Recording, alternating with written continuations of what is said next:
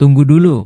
Sebelum lanjut, pastikan kalian menekan tombol subscribe dulu ya, biar kalian gak ketinggalan aksi-aksi seru Boruto. Malam hari perlahan menyelimuti desa Konoha. Udara terasa lebih dingin, dan suasana desa menjadi sunyi meski pertempuran besar sedang terjadi tak jauh dari sana. Naruto berdiri di antara runtuhan, menatap putrinya yang masih bersiap untuk bertarung. Dengan langkah tenang, ia berjalan mendekati Himawari dan berkata pelan, "Malam sudah tiba, Hima. Kau perlu istirahat dulu. Jangan terlalu memaksakan dirimu, biarkan kami yang melanjutkan pertarungan ini. Aku tidak ingin sesuatu yang buruk terjadi padamu." Himawari menunduk, terlihat ragu. "Tapi, ayah, aku bisa membantu. Aku masih punya tenaga," ucapnya lirih. Naruto menggeleng pelan. "Kurama di dalam tubuhmu juga butuh waktu untuk memulihkan cakranya. Dengarkan aku kali ini, ya?" Kurama yang berada di dalam tubuh Himawari bergumam setuju. Sementara itu, Kurama di dalam tubuh Naruto sendiri memperhatikan situasi pertempuran di depan. Ia melihat Shinjujura dan Ishiki mulai kehilangan kesabaran. Keduanya tampak berhati-hati setelah Obito bergabung ke pihak Naruto. Sebelumnya, Obito berhasil menyingkirkan 3 lawannya sekaligus, Jura, Hidari, dan Ishiki, hanya dengan menggunakan Kamui.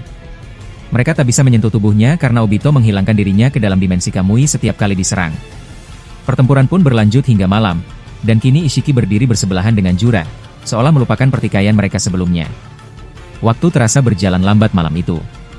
Semua orang merasakan keanehan yang sama, malam seperti tak pernah berakhir.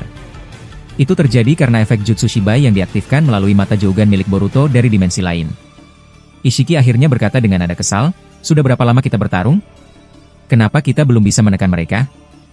Hanya karena satu orang, semuanya jadi kacau. Kode yang berdiri di sampingnya menjawab, "Jutsunya Obito benar-benar merepotkan. Itu bukan teleportasi biasa. Dia bisa membuat tubuhnya seperti tak nyata, tapi tiba-tiba bisa menangkap kita. Aku sendiri tak yakin bagaimana caranya. Apa menurutmu dia menggunakan kekuatan langka?" Ishiki terdiam. Ia tidak menjawab. Kode terlihat frustrasi, sedangkan Obito hanya tertawa kecil melihat kebingungan mereka. Kamui memang jutsu yang sulit dipahami bahkan oleh sesama ninja tingkat tinggi. Naruto yang melihat momen itu tersenyum. Ia tahu, ini adalah kesempatan mereka untuk membalik keadaan. Di sisi lain, Orochimaru menghampiri Itachi dan berkata dengan nada serius, "Itachi-kun, kita harus tetap waspada pada Shinigami itu. Aku bisa mendeteksi keberadaannya, tapi jutsu sensoriku tidak bertahan lama. Tadi, sebelum matahari benar-benar terbenam, jutsu itu sempat mati selama 1 menit. Aku sempat terkejut." Itachi menonaktifkan Susanoo-nya dan menjawab tenang, "Kalau begitu, tahan saja dulu. Kau bilang Shinigami itu tidak jauh dari posisi Ishiki, kan? Dalam malam seperti ini, apapun bisa terjadi. Jangan habiskan cakramu untuk sensorik terus-menerus." Orochimaru tersenyum kecil. "Kau benar-benar pengertian, Itachi-kun.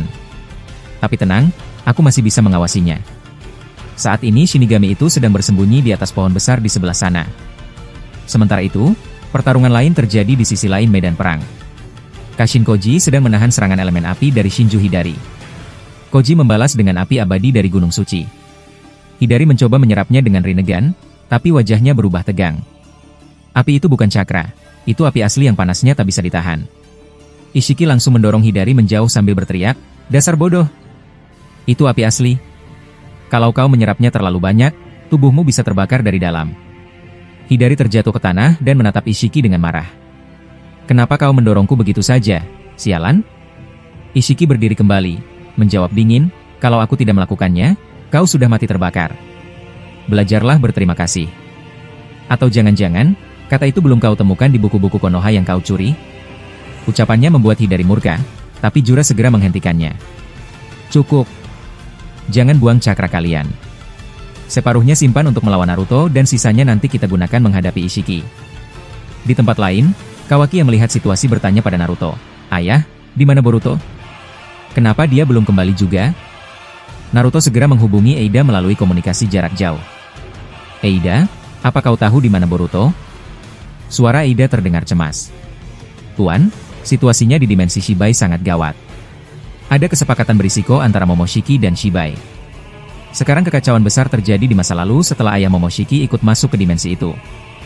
Naruto mengerutkan dahi. "Apa maksudmu? Jelaskan."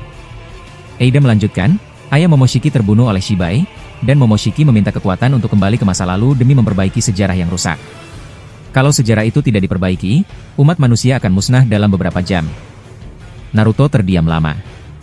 Jadi, itu sebabnya Boruto belum kembali. Eida menambahkan, benar, dan sampai sekarang Momoshiki belum berhasil. Boruto mendapat tawaran untuk pergi ke masa lalu menjemputnya. Naruto menarik napas panjang, tapi tiba-tiba suara ledakan terdengar dari arah Orochimaru. Ternyata tubuh Orochimaru ditahan oleh kode menggunakan limiter, sementara pedangnya menahan serangan Shinigami yang hendak mencabut jiwanya. Orochimaru sempat berteriak, kalau aku tidak mendeteksi dia tadi, aku sudah mati. Naruto buru-buru berkata kepada Eida, tunggu dulu, aku harus membantu mereka. Namun Kawaki menahannya. Ayah, biarkan aku yang turun tangan. Ia langsung melesat ke arah kode. Tapi kode menghilang lewat limiternya, dan dalam sekejap Kawaki muncul di depan Ishiki sambil berkata, enyahlah dari sini. Ia menghantam wajah Ishiki dengan besi hitamnya, membuat lawannya terpental. Jura mencoba menangkap besi itu, namun Kawaki bergerak cepat ke sisi kiri dan menyerang dari belakang. Saat ia merasa menemukan celah, Mokuton muncul dari tanah dan mengikat tubuhnya. Namun tiba-tiba, tubuh Kawaki ditarik masuk ke dalam Kamui. Obito muncul dan menyelamatkannya. Keduanya menghilang sesaat dan muncul kembali di samping Naruto. Kawaki terengah-engah lalu berkata, terima kasih, Obito. Sementara itu, di dimensi Shibai, Boruto meminta kepada guru Shibai, tolong bawa aku ke masa lalu. Aku harus memperbaiki ini. Sasuke berdiri di sampingnya. Aku ikut bersamamu, Boruto. Jangan lakukan ini sendirian. Shibai hanya menghela napas panjang, tapi akhirnya menuruti mereka. Dalam sekejap, Boruto dan Sasuke tiba di masa lalu, tepat di area istana ayah Momoshiki. Mereka bersembunyi di balik dinding batu. Melalui mata Jougan, suara Shibai terdengar di kepala Boruto, hati-hati, jangan biarkan siapapun tahu keberadaanmu. Tak lama kemudian, mereka melihat Kinshiki berjalan bersama pasukan ayah Momoshiki. Sasuke menatap tajam. Dia Kinshiki. Kalau dia di sini, berarti ada sesuatu yang besar sedang terjadi. Tiba-tiba, sebuah kail pancing tersangkut di jubah Sasuke dan menariknya ke belakang. Sasuke langsung memotongnya dengan pedangnya, lalu terkejut melihat siapa pemilik kail itu, Otsutsuki Urashiki. Urashiki memandang dua orang di depannya dengan tatapan heran. Ia bertanya dengan nada curiga. Siapa kalian sebenarnya? Dan kenapa kalian tampak berbeda dari bangsa kami? Sasuke berdiri tenang, menatap Urashiki tanpa banyak bicara. Urashiki, ucapnya pelan. Boruto yang berdiri di belakang Sasuke spontan melangkah maju. Ia berteriak tanpa sadar, Urashiki Otsutsuki. Ucapan itu membuat Urashiki terkejut. Ia menatap Boruto lekat-lekat. Dari mana kau tahu namaku? Tanyanya dengan nada tajam. Sementara itu, jauh di desa Amegakure, Momoshiki yang sedang berada di sebuah gua bersama Amado tiba-tiba menegang. Ia bisa merasakan cakra Boruto muncul di masa lalu. Dengan wajah kesal ia berkata, sial. Apa yang dilakukan bocah itu di zaman ini? Jangan-jangan dia datang untuk menyelamatkanku? Amado hanya diam, memperhatikan perubahan ekspresi Momoshiki. Momoshiki lalu berdiri dan keluar dari gua dengan cepat. Amado yang kaget segera berusaha mengikuti, tapi Momoshiki sudah terbang tinggi menuju luar planet. Saat hendak menuju tempat para Otsutsuki, Kinshiki dan beberapa pasukan dari ayah Momoshiki tiba-tiba menghadang. Kinshiki menatap tajam sambil berkata, akhirnya kau muncul juga, Tuan Momoshiki. Sekarang, kau mau lari kemana? Momoshiki terdiam. Ia terkejut karena Kinshiki tampaknya sudah tahu kalau dirinya berasal dari masa depan. Namun sebelum ia sempat menjawab, Momoshiki merasakan sesuatu yang aneh dari tubuh Kinshiki. Ia langsung mengaktifkan Byakugan dan melihat ada satu buah cakra di saku baju Kinshiki. Dalam hatinya, Momoshiki bergumam, apa yang kau rencanakan, Kinshiki? Kenapa kau membawa buah cakra itu? Apa kau berniat menggunakannya untuk melawanku? Sementara itu di tempat lain, Boruto dan Sasuke masih berhadapan dengan Urashiki muda, yang ternyata baru berumur 9 tahun. Walau masih anak-anak, cara berdirinya menunjukkan bahwa ia sudah cukup terlatih. Urashiki kembali berbicara dengan nada tegas, jawab aku. Siapa kalian, dan kenapa kalian tahu namaku? Sasuke menoleh pada Boruto dan berkata pelan, Boruto, jangan bicara apa-apa lagi. Biarkan aku yang menjawab. Segala ucapanmu bisa memengaruhi sejarah di masa ini. Boruto hanya mengangguk, menahan diri. Sasuke kemudian menjawab Urashiki dengan tenang, kami tidak datang untuk berperang. Kami tidak berasal dari sini. Kami hanya mencari seorang teman yang terpisah dari kami. Urashiki mengamati mereka dengan mata menyipit, lalu mengaktifkan Byakugannya. Ia melihat aliran cakra Sasuke dan Boruto, dan seketika wajahnya berubah. Ia terkejut ketika menemukan cakra Momoshiki di dalam tubuh Boruto.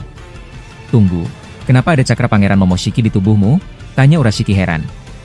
Boruto dan Sasuke sama-sama terkejut. Urashiki melanjutkan dengan nada keras, Kalian melakukan sesuatu pada Momoshiki, bukan? Aku tak bisa membiarkan itu terjadi. Aku adalah pengawal muda yang ditunjuk langsung oleh Raja. Kalian tidak tahu siapa yang sedang kalian hadapi." Mata Urashiki tiba-tiba berubah menjadi rindegan. Sasuke langsung bersiap, namun belum sempat ia bergerak, Urashiki mengayunkan kail pancingnya dari bawah tanah. Ujungnya menembus tanah di bawah kaki Boruto dan mengenai perutnya. Kail itu menyerap sebagian kecil cakra Momoshiki untuk memastikannya.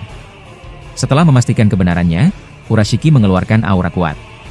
Sasuke membentuk pelindung Susanoo untuk melindungi mereka. Namun Urashiki dengan mudah menarik Sasuke keluar dari Susanoo dan melemparkannya ke kejauhan. Boruto marah.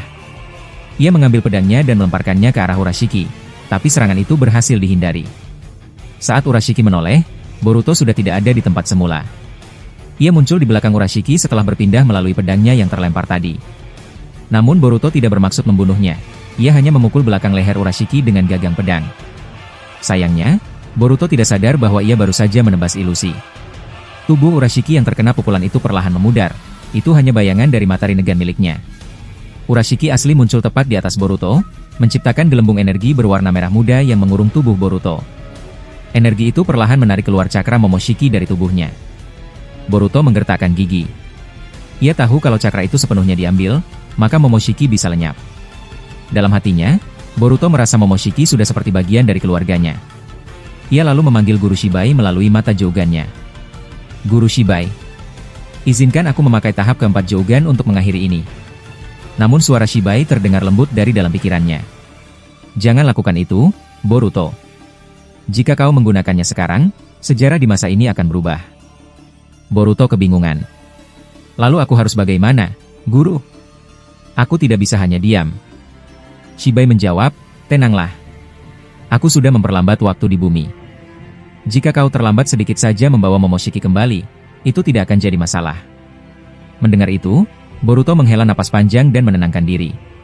Ia membatalkan niatnya untuk memakai Jougan tahap keempat, lalu mengeluarkan aura dari buah cakra yang pernah diberikan Shibai kepadanya. Cahaya itu membuat gelembung Urashiki bergetar hebat. Boruto membentuk rasengan besar dan menghantam tanah. Energi dari buah cakra itu meledak kuat hingga gelembung Urashiki yang terkenal tak bisa ditembus akhirnya pecah. Boruto pun bebas dan segera terbang menghampiri Sasuke yang masih terlempar di kejauhan. Urashiki terpaku melihat kekuatan Boruto. "Anak ini bukan manusia biasa," gumamnya. Boruto membantu Sasuke berdiri. Sasuke menatap muridnya dan berkata, "Aku yang akan menghadapi Urashiki. Kau pergi kejar Kinshiki. Dia pasti menuju tempat Momoshiki." "Tapi, Paman," kata Boruto ragu, "Guru Shibai bilang jangan melakukan apapun pada Urashiki. Katanya bisa mengubah sejarah." Sasuke mengangguk. "Aku tahu. Aku tidak akan mengubah sejarah. Aku hanya akan mengilusi matanya dan membuatnya pingsan. Jika syaringanku tak cukup, aku akan pakai mata Rinne syaringan ini." Boruto menatap Sasuke penuh keyakinan. "Baiklah, kalau begitu aku akan segera kembali setelah menemukan Momoshiki." Ia membuka portal karma dan masuk ke dalamnya. Sebelum Boruto menghilang, Sasuke berkata pelan, "Aku tidak akan merusak masa lalu. Tapi aku harus memberinya sedikit pelajaran." Adegan berpindah ke desa Amegakure. Di sana Momoshiki kini dikepung oleh Kinshiki dan beberapa prajurit ayahnya. Dari balik reruntuhan, Amado bersembunyi, mengamati semua yang terjadi tanpa berani menampakkan diri. Momoshiki berusaha menyangkal tuduhan Kinshiki. "Kau salah paham, Kinshiki. Aku tidak berniat melawan siapapun. Aku hanya ingin kembali ke tempat asalku." Namun Kinshiki tak mempercayainya, dan ketegangan di antara mereka semakin meningkat. Momoshiki menatap tajam ke arah Kinshiki dan pasukan di depannya. Ia berkata dengan nada datar, "Aku tidak paham dengan apa yang kalian bicarakan. Siapa yang kalian sebut Momoshiki itu? Aku tidak pernah mengenal orang dengan nama seperti itu. Jangan sembarangan menyebut nama yang asing bagiku." Kinshiki melangkah maju satu langkah, tapi belum sempat ia berbicara, salah satu tangan kanan ayah Momoshiki menahannya dan berkata, "Kami hanya perlu memastikan sesuatu. Kami akan menguji kemampuanmu. Jika kekuatan yang kau gunakan sama seperti milik raja kami di masa lalu, maka tidak salah lagi, Kau pasti Tuan Momoshiki yang datang dari masa depan. Momoshiki hanya diam. Ia menatap mereka dengan wajah datar tanpa sedikit pun ekspresi. Tatapannya tajam, tapi tenang. Tidak ada kata keluar dari mulutnya. Namun tiba-tiba, suasana di sekitar mereka berubah. Kinshiki dan pasukan ayah Momoshiki mendadak bingung. Tatapan mereka kosong seolah kehilangan arah. Rupanya, Momoshiki diam-diam menggunakan kekuatan Jougan milik Boruto, sebuah genjutsu halus yang membuat pikiran mereka teralihkan. Dalam sekejap, Momoshiki bergerak cepat mendekati saku Kinshiki. Ia mengangkat tangannya, berniat mengambil buah cakra yang disimpan di tubuh saku Kinshiki. Namun sebelum tangannya sempat menyentuh, tangan kanan ayahnya yang tadi menahan Kinshiki tiba-tiba bereaksi. Ia ternyata masih sadar dan tidak terpengaruh oleh genjutsu itu. Dengan cepat, ia menahan lengan Momoshiki dan menatapnya tajam. "Berhenti. Apa yang sedang kau lakukan?" serunya keras. "Jika kau benar-benar Pangeran Momoshiki dari masa depan, kenapa kau mengambil buah cakra milik Kinshiki? Jelaskan." Momoshiki menatapnya dengan tenang. "Karena di masa depan, Kinshiki sudah lama mati," jawabnya pelan namun tegas. "Tidak ada gunanya kalian menyimpan buah cakra itu. Aku membutuhkannya untuk melawan Shibai versi jahat yang mengancam masa depan kami." Tangan kanan ayah Momoshiki itu terkejut mendengar pengakuan tersebut. Ia menatap Momoshiki dengan mata lebar. "Kinshiki, mati?" tanyanya pelan. "Bagaimana bisa? Siapa yang melakukannya?" Momoshiki terdiam sejenak. Dalam hatinya, ia tentu tahu bahwa dirinya sendirilah yang telah membunuh Kinshiki dan memakan buah cakra miliknya. Namun ia tidak ingin mengungkapkan hal itu. Dengan suara datar, ia hanya berkata, "Itu bukan hal yang perlu kalian tahu. Yang penting sekarang, biarkan aku mengambil buah cakra itu." Tangan kanan ayahnya menatapnya curiga, lalu menggeleng pelan. "Tidak semudah itu. Aku tidak bisa mempercayai begitu saja seseorang yang belum kami yakini asal-usulnya," ucapnya. Dengan cepat, ia mengayunkan tangannya dan mendorong tubuh Momoshiki menggunakan kekuatan mirip Shinra Tensei. Tubuh Momoshiki terlempar ke belakang dan menabrak batu besar. Sementara itu, tangan kanan ayahnya menonaktifkan genjutsu Jougan yang menimpa Kinshiki dan pasukan lainnya. Namun tanpa mereka sadari, genjutsu Jougan yang digunakan Momoshiki bukan sembarang genjutsu. Kekuatan itu berasal dari mata yang pernah dimiliki oleh guru raja mereka sendiri, mata yang seharusnya tidak ada lagi di zaman ini. Di tempat lain, 4 musuh utama, Ishiki, Jura, Hidari, dan Kode, tampak bergerak menuju arah desa Konoha. Mereka mulai terlihat lelah. Nafas mereka berat, dan aura cakra mereka mulai menurun.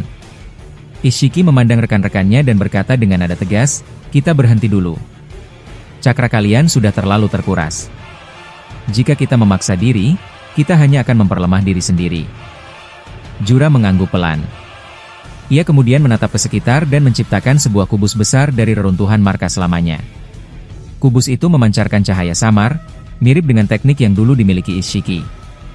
Ia lalu berkata, "Kita bisa beristirahat di sini. Kubus ini masih menyimpan sedikit energi dari tempat lamaku. Aku akan mengisinya dengan cakraku agar bisa menjaga kita sementara waktu." Ishiki memperhatikan kubus itu dengan ekspresi tenang. "Tidak heran kau bisa melakukannya," ujarnya. "Kau memang telah menyatu dengan Jubi, jadi sebagian kekuatanku pasti sudah tertinggal dalam tubuhmu." Mereka semua kemudian duduk. Ishiki mematikan dewa kematian Shikifujin dan menenangkan diri di atas batang kayu. Kode tampak sedikit gelisah dan tetap berjaga, matanya awas memperhatikan sekeliling. Tak jauh dari sana, Naruto dan kelompoknya, termasuk Koji, Sarada, Himawari, Kawaki, dan Orochimaru, sedang mengamati dari kejauhan. Mereka melihat musuh yang sedang beristirahat. Koji mendekat ke Naruto dan berbisik, "Naruto, sepertinya ini kesempatan bagus. Haruskah kita menyerang mereka sekarang sebelum mereka pulih?" Naruto diam sejenak. Ia menatap para rekan di sekitarnya yang juga sudah tampak lelah. Sarada duduk dengan napas terengah, Himawari menunduk menahan lelah, dan Orochimaru sedang memeriksa kondisi cakranya. Naruto lalu berkata dengan tenang, "Tidak, kita istirahat juga. Kalau kita memaksakan diri, hasilnya sama saja. Kita hanya akan mengulang kesalahan masa lalu." Koji mengangguk pelan. Ia lalu duduk di dekat api unggun yang mereka buat, Sementara Naruto menutup matanya sebentar untuk menenangkan pikiran. Orochimaru membuka gulungan kecil dan mengeluarkan sebuah bambu kecil yang bisa dijadikan wadah air. Ia menyerahkannya kepada Himawari sambil berkata, "Kau harus tetap minum. Kelelahan bukan hanya dari cakra, tapi juga dari tubuhmu." Mereka semua duduk bersama di bawah langit malam yang sepi. Angin berhembus pelan. Suasana itu mengingatkan Naruto pada masa Perang Dunia Shinobi keempat dulu, saat mereka semua beristirahat di tengah perang yang tak pernah berhenti. Namun tidak ada yang tahu bahwa waktu di dunia saat ini telah diperlambat oleh Guru Shibai. Malam itu terasa sangat panjang, seolah tak berujung. Dalam keheningan itu, cahaya kuning tiba-tiba muncul di antara mereka. Dalam sekejap, sosok Minato muncul lewat teleportasinya dan berdiri di depan Obito. Ia tersenyum kecil dan berkata, "Sudah lama, Obito. Sepertinya kita akan bertarung bersama lagi malam ini."